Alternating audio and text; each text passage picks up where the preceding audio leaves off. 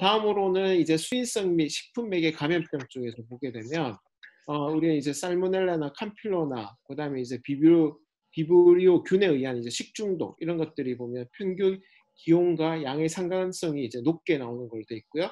그다음에 이제 기온 상승이 됐을 때 보면 비브리오균 감염증이 이제 높게 나타나는 걸로 그렇게 돼 있습니다. 그리고 질병관리본부에서 보면 이제 병원성 비브리오균의 검출률과 해양 환경 인자들의 어떤 상관관계에 대해서 이제 연구를 했는데 그때 보면 이제 수온이 가장 이제 상관관계가 있는 걸로 그렇게 이제 확인을 했습니다. 그리고 이제 보면 2015년도에 이제 보면 이런 이제 식중독 집단 발생이 이제 큰 폭으로 증가를 했고 보면 이제 이런 이제 살모넬라나 장염 비브로 항색 포도상 알균 이런 것들이 보면 기온이 1도 상승할 때 이렇게 증가가 되는 걸로 그렇게 돼 있습니다. 돼 있고요.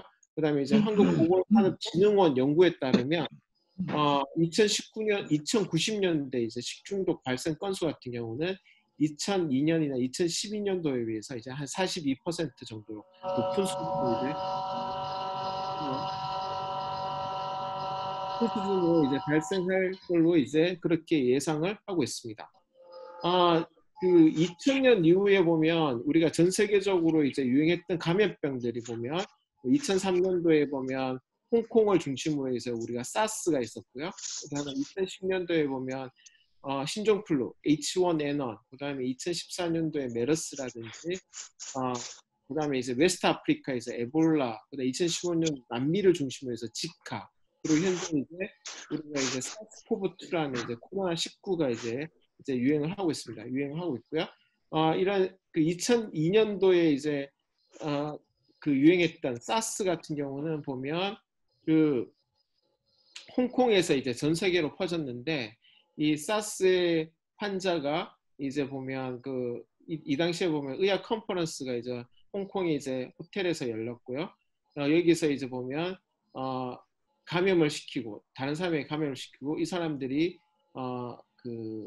전 세계로 나가면서 이제 전 세계적으로 유행을 한 걸로 되어 있습니다. 그래서 이 사스 같은 경우는 이제 사양 고양이라는 게 이제 중간 숙주로 해서 이제 발병을 한 걸로 되어 있고요. 이런 감염병이 유행을 할 때 보면 WHO 같은 경우는 이런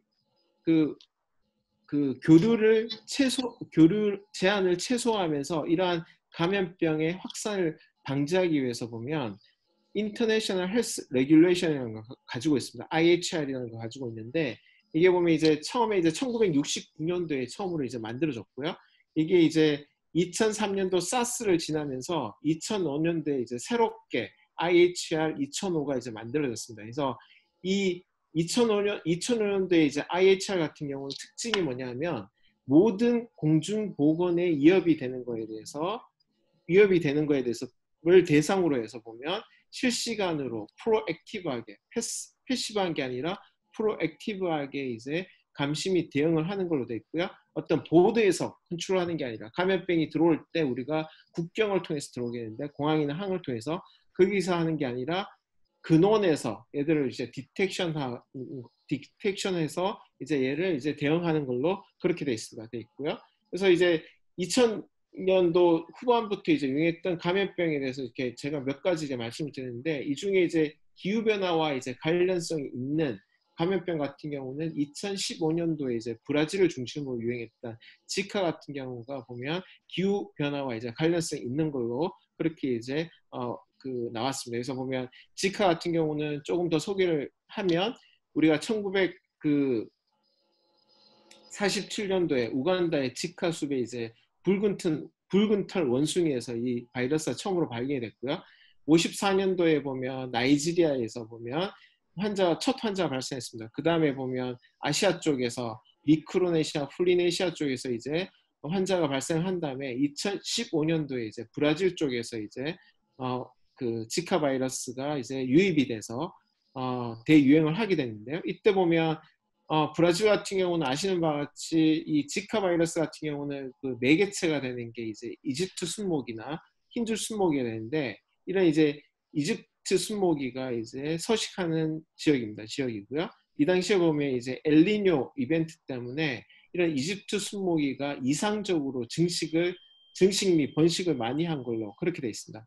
따라서 지카 바이러스가 유입이 된 다음에 이 매개체에 이 바이러스가 감염이 되고 감염된 모기가 사람들을 물어서 그러니까 브라질을 중심으로 해서 지카 바이러스가 이제 대유행한 걸로 그렇게 이제 알려져 있습니다.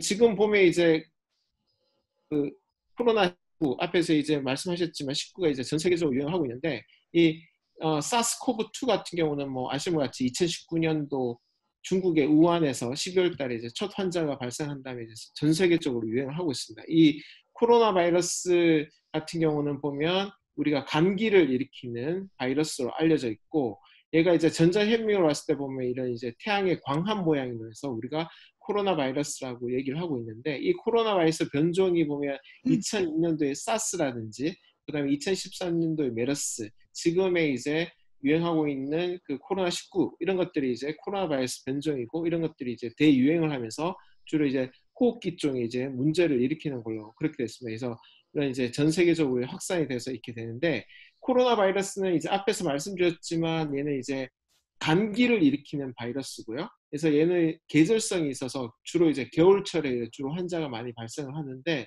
지금 보면 이제 전 세계적으로 유행할 때 보면 어떤 계절성이 없기 때문에 이런 부분에 대해서는 이제 어떤 기후적인 요소들 이런 것들하고 에 대해서 이제 연구를 해볼 필요가 있을 거로 이제 그렇게 생각을 합니다. 그래서 따라서 이런 제가 오늘 이제 말씀드린 내용은 이제 기후 변화 관련된 감염병 주로 이제 매개체 감염병이나 수인성 및 식품 매개 감염병 이런 것들이 이제 전파나 유행을 할 때 보면 그 유행 지역에서 이제 유입이 되는 글로벌라이제이션 이펙트와 그다음에 이제 클라이메이트 체인지 기후 변화 효과에 의해서 이러한 감염병이 이제 전파가 일어난 다음에 이제 유행이 될 걸로 이제 그렇게 보고 있습니다. 네, 감사합니다. 네.